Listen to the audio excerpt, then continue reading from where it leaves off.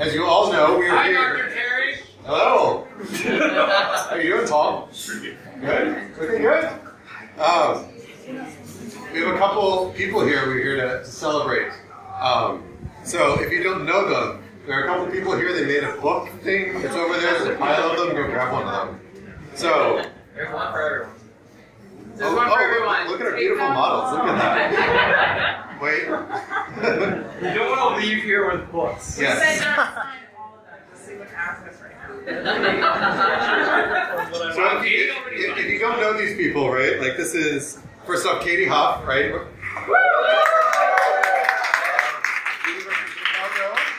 University of Wisconsin, and now here at Cal. She is your resident expert on the nuclear fuel cycle. She does cyclists and PyRK? PERC? Yeah, that's right. I like PERC better. Yeah. You do PERC? THW, software carpentry, SciPy. She is so powerful, she once stopped a nuclear reaction just by looking at it sideways. So don't mess with her. She's amazing. Anthony Skopatz, chief computational dabbler. He's done all the things, right? Extra, cross-stress, X-stress, cross-stress. Zonch? Is that Conch. Conch? How do you get that? High tables, Pine, and he is most famous for the syntax highlighting in Nano. Not anymore. Not anymore. Conch is more popular. That's true. Yes, He's involved in NumFocus, he's involved in SciPy, he is an amazing podcaster, but that's sort of on DL these days. He knows about high energy density physics, the nuclear fuel cycle as well, and all kinds of amazing things. He is able to receive sustenance straight from GitHub. When he's feeling like tired, I know, bad joke. He just opens up, sees the pull request, and immediately he's fed and is rested. That's amazing. Hilarious. So, That's true. Please give a hand to these people.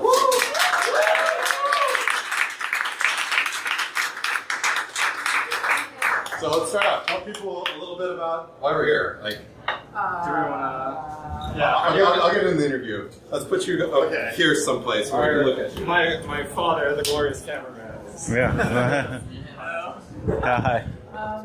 So we gathered you here mostly to thank you for the parts that you play in our lives and our world. A couple people and organizations need to be thanked. I'm funded by BIDS, many representatives of whom are here. Raise your hand. But also, GitHub funded your drink, so cheers to the Octopad at some point. And Anthony's parents are here. They don't exist. They also raised me. They raised me. Yes. Thanks. First commit. Before And most important of these attendees, Fernando Perez wrote something super nice on the back of our book that we didn't deserve, but we were incredibly proud to have on the back of our book. So when you take one, thank you.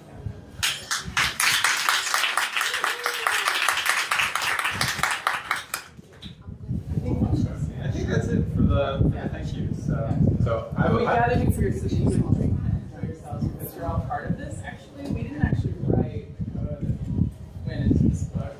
Like we just compiled it into a continuum. So a number of you actually did write a lot of code that is relied on in this book. there's a bug on page 126. And Anthony's feeling the Pirata. I think it's 125. You're off by one error. Okay, you hot. So, a couple of questions for you guys, because I don't have much visibility into how we created this book. Let's talk about it a little bit. So, why did you write this book? Why did you write Effective Computation in Physics? Anthony talked me into it. I think I wanted to write a generic software carpentry quote-unquote book.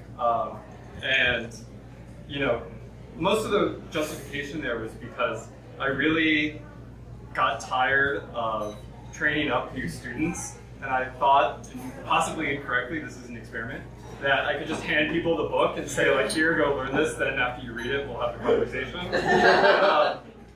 But that's mostly why, and I realized after having gone to the African Institute for Mathematical Sciences and other places, like, we actually had enough material in software carpentry to form a book, and then it turns out we had more than enough material, and the book kind of exploded. So.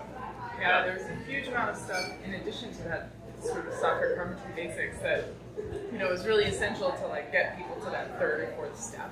You know, software carpentry takes you through the couple first steps, but yeah, it was really good. It was really good to have a chance. Yeah, I only agree because he's very influential. Yeah. So I hear like this whole Dead Tree Publishing thing is sort of going out. Why write an actual book? Why not like just put stuff on GitHub? Why not do the Wikibook thing? Why specifically like an O'Reilly like real text? So partially, I think that it's really important to go through that peer review, technical review process, and that's one of the things that O'Reilly does very well. As opposed to maybe other publishers who don't really know about the sci-fi space. So that's one of the reasons.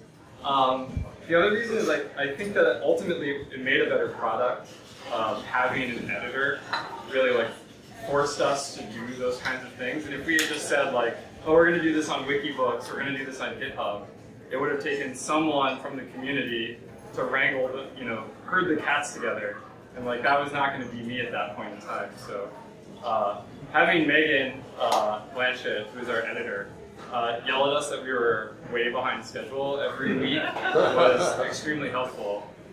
Even though we actually worked really behind schedule. It's nice to have that person. So. I was also motivated by the ability to hand someone a book. And so if it's not in the index, then we can have a conversation. Yes. So, what is your process of writing the book, right? Like, a lot of these materials are out there, but, how did you write this? If I wanted to go write one, how would you tell me to construct a book? We were completely different in our writing styles, I would say. That's true. I was the slow and steady turtle. So you wanted to write it? Yeah. No, I didn't necessarily write it. Anthony caught up to me, but... Yeah.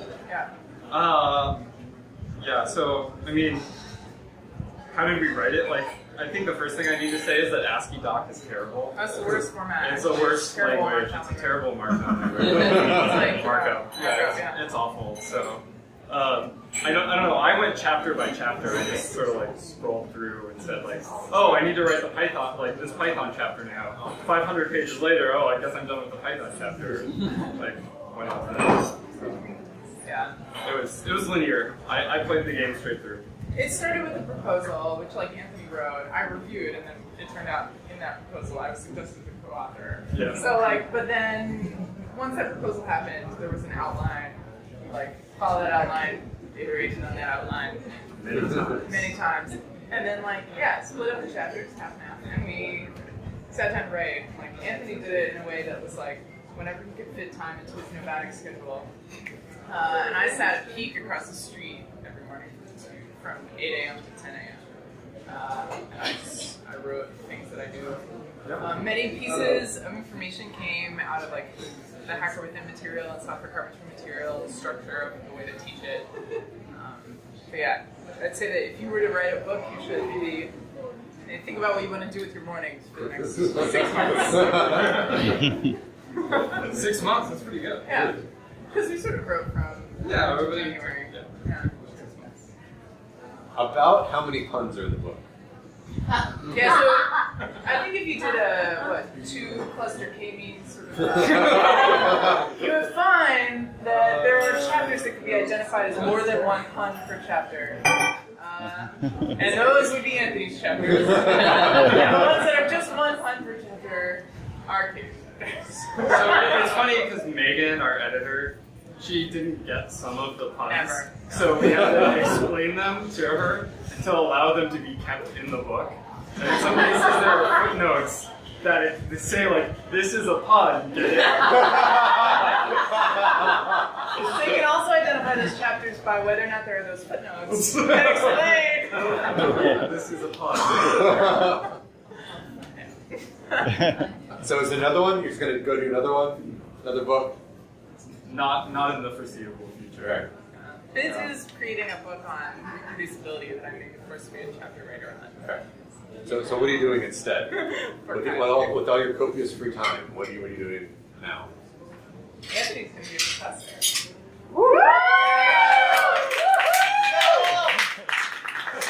And I've got a shell language on the side. He gets to go to USC. That's right. right. Not that one. California. I didn't know there was another one. South Carolina. Thanks, Mom. I'm other actual journal articles. Oh, nice. To be a real Actually, like academic. real I academic? know. That's amazing. Sorry. Fight the good fight. I'm not alone. I have team members, friends. Awesome. Anything from the audience? Let's Q&A for you guys. What do you want to bother these guys about? We thought threads is wrong. What? It's small. It's my chapter, yeah, we can talk about it later. We can have a big argument on Twitter, like Dave Beasley, if you want to. 100 characters. How did you divide up the chapters? Did one of you do all, one of you eat them, or? No, we had a spreadsheet. And some of the chapters were attractive to both of us, and some of the chapters were not attractive to either of us. And, Did you edit each of the chapters? we read each of the chapters. There were some edits back and forth. We tried to give each other some cool space. Because we had two other sets of editing. Right. So we had a technical editing session. So actually none of them are here right now, I don't think. But we had 4 technical editors basically, and those people all gave us edits. But then we also had our actual editor who gave us structure edits, and the type copy editor who gave us told us where to put comments. Yeah, the editing process took as long as the writing process. Yeah. Easily. So we read each other's chapters and made very big level comments and try not to be. Did you try fussy. to use the same examples of what's supposed to be chapter? So we tried to make the chapters self-contained, with tell the story in many of the chapters. So that they Okay. Who wrote the best chapter? Katie, obviously. Wait, what's the best chapter? What do you think?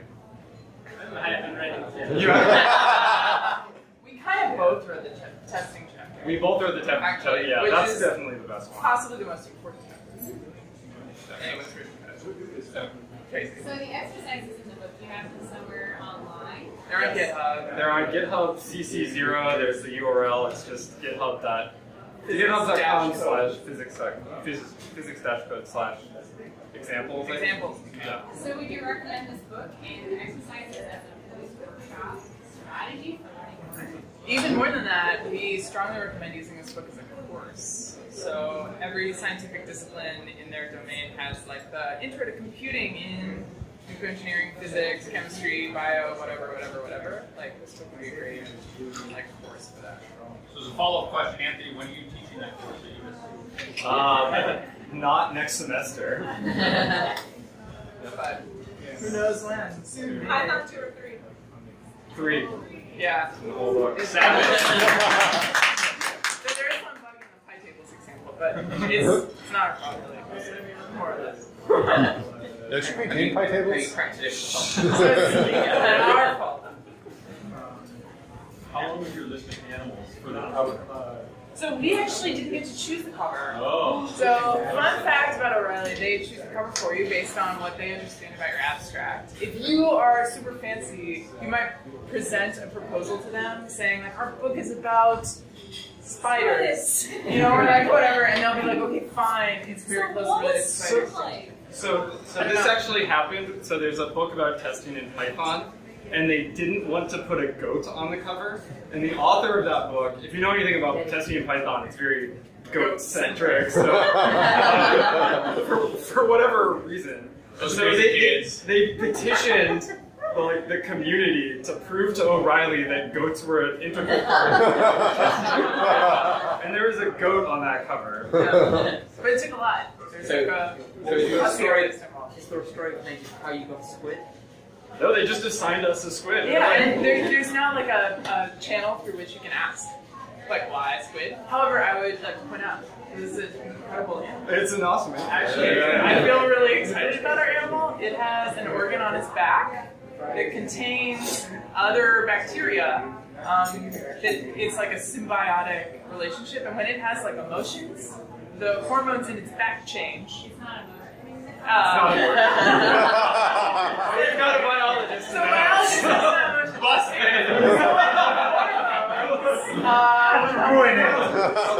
This is a room full of science. Yeah. This isn't Twitter. You can't just say whatever you want.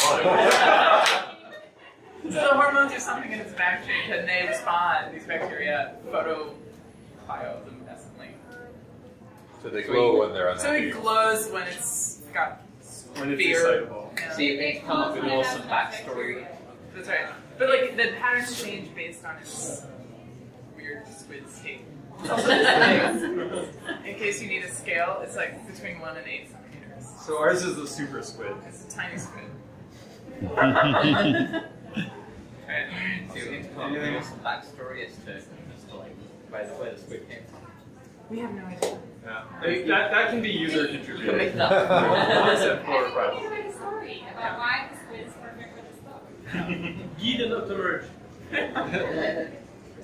So what is there in the book that you would like to change or do next that you didn't quite get to?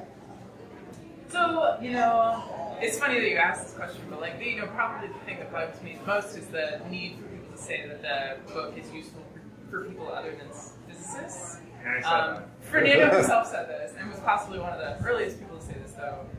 We said it also.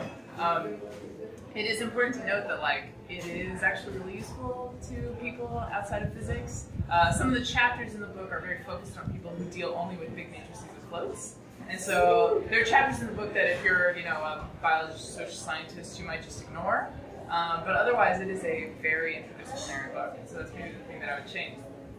Title. And so if I were to hope for a future, then like hopefully someone would. Physics. Yes. I would also say that there was some content that was cut out at the chapter when we were deciding chapter names level. In particular, we don't have a SymPy chapter, and I think that that's really important to do computer algebra systems, and you know that's an integral part of kind of what we do and as a community, and that's not in this book for space reasons. The book was supposed to be 250 to 300 pages long.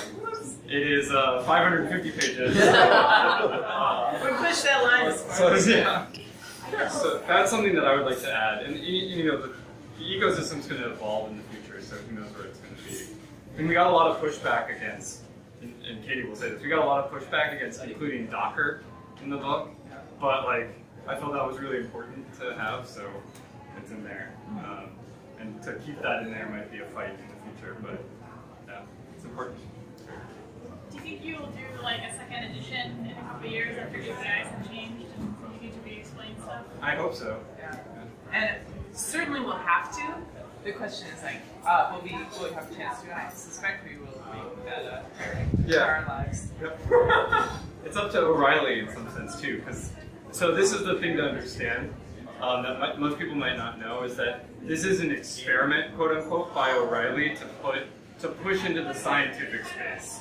So if you want to see more books like this in other scientific spheres, this one has to be at least moderately successful, I think. That's kind of the story we were told, and I'm not sure we're supposed to tell that, but whatever. So how can we help you?